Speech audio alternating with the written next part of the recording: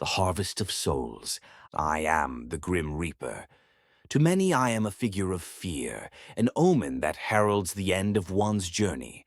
But to me, death is not an end, it's simply a passage, a necessary transition in the grand cycle of existence. I do not judge. I do not feel sorrow or joy. I simply collect.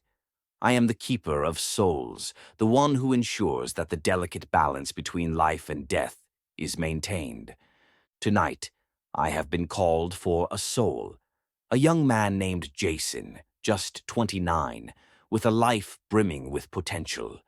He had no idea what was coming, of course. No mortal does. But then again, you would be surprised at how many of them live in denial of their inevitable fate, as if their mortality is a distant concept. It's always amusing to me, the way they live their lives, thinking they have control, when, in reality, they do not. Jason's life had been a mixture of mundane and hopeful. He worked a regular office job, a cog in the machine of society, but he had dreams. He dreamed of traveling the world, of seeing the places he only read about in books. He had a girlfriend, Lena, who he loved deeply, and he often spoke of building a future with her. But all of that came to an abrupt end one cold autumn night. I had been observing him for some time, as I always do, watching, waiting. I could see the signs. His life was slowly unraveling. The stress at work had been wearing him thin, the sleepless nights, the anxiety. But that wasn't what brought him to me. No, it was an accident, a simple twist of fate. He had been walking home late that evening, the rain pouring down in sheets, when he slipped on the wet pavement. His head struck the edge of a curb with a sickening crack, and just like that his journey ended. I could feel his soul wavering at the edge of existence. The brief flicker of life he had left clung to the memories of his loved ones, the promises unfulfilled, the future that would never come to pass. I approached my presence unnoticed by his mortal senses.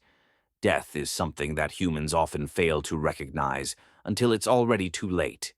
I do not fear them. They cannot see me, but I can see them, each and every one of them. As I stood above him, I watched his body crumple in the rain, his spirit hovering just above. It was a sad sight, one I had witnessed countless times before.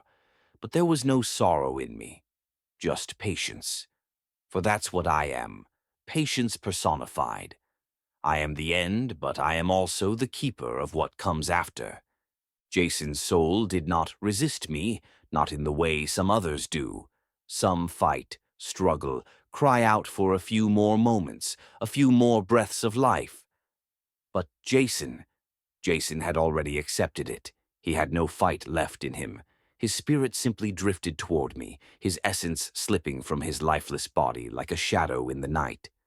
"Jason," I said, my voice low and steady, carrying no emotion but the weight of inevitability. He looked at me, confusion in his eyes.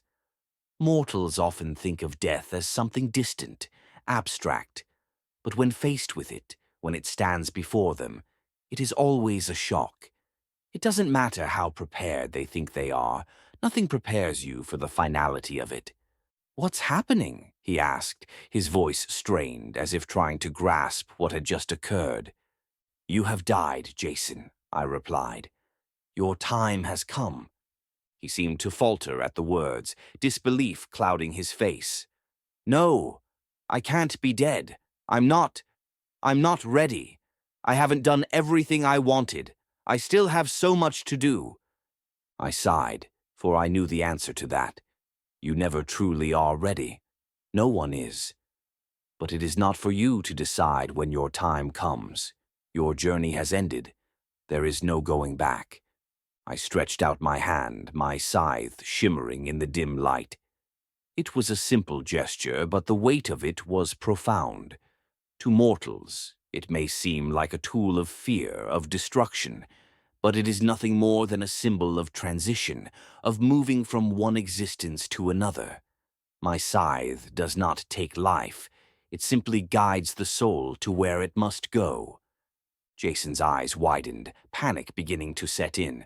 Wait, please, I'm not ready, I can't. But it was too late. His words dissolved into the ether, his spirit being pulled gently into my grasp. It was always like this, an exchange of sorts. They let go and I take them.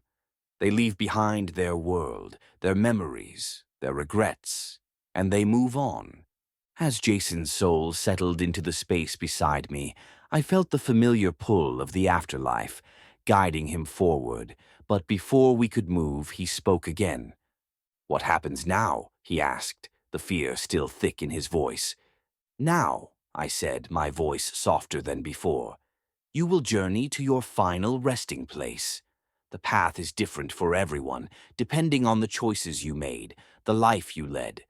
Some may find peace, others may find a place of reflection. But for you, Jason, it is not yet your time to rest.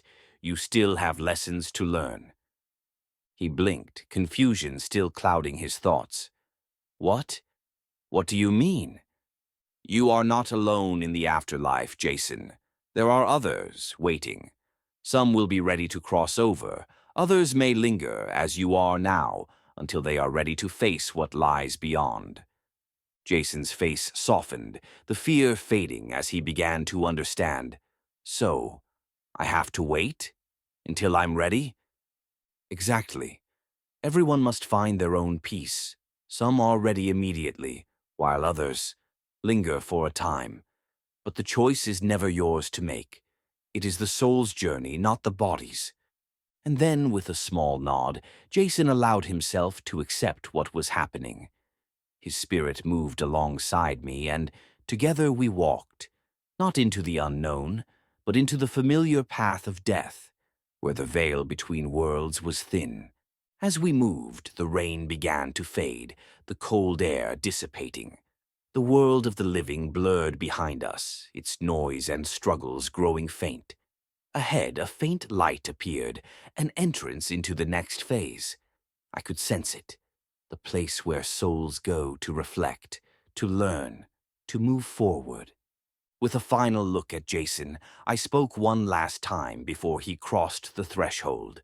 "Your journey is not over, Jason, but for now, it is time for you to move on."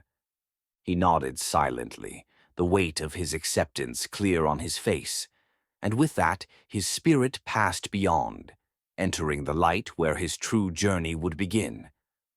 I stood alone for a moment, watching the light fade, knowing that it would soon be time for me to collect another soul. For that is my purpose. It is not something I lament or celebrate. It is simply what I do. I do not pick and choose. I do not judge.